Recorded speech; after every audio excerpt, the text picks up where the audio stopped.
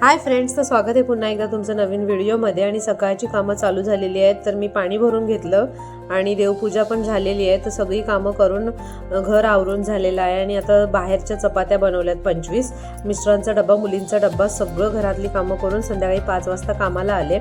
इकडे फरसबीची भाजी, बीटची चटणी, डाळ, मेथी, एक नाचणीची भाकर आणि पोळ्या करून आम्ही संध्याकाळी गणेशोत्सवाला गणेश मंदिरात गेलेलो। आमच्या इकडे टावरीपाडा म्हणून गाव आहे कल्याणमध्ये, तर तिकडे गणेशोत्सव असतो आणि खूप छान पद्धतीने साजरा करतात। 5 दिवस भंडारा सुद्धा असतो आणि 5 दिवस वेगवेगळ्या प्रकारचे कार्यक्रम सुद्धा असतात। आणि इकडे असं सगळ्याच एरियातले, म्हणजे आमच्या पूर्ण एरियातले सगळे लोक येतात भंडाऱ्यासाठी।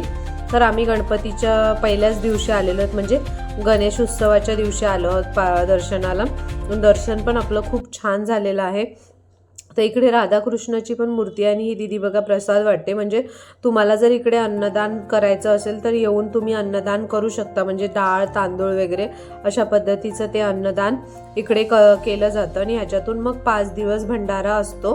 आणि इकडे बघा डेकोरेशन खूप छान केलं, इकडे कोळीवाडा पण केलाय आणि डेकोरेशन पण मस्त झालेलं आहे। इकडे मारुती पण बघितलात तुम्ही आणि शिवलिंग पण होतं आणि वरचं जे डेकोरेशन आहे लाईटचं ते पण खूप छान पद्धतीने त्यांनी केलेलं आहे। आणि आता आम्ही भंडाऱ्यासाठी लाईनीत उभे राहिलो, बघितलात ना, खूप गर्दी होती। त्याच्यानंतर मग आपला नंबर आलाय।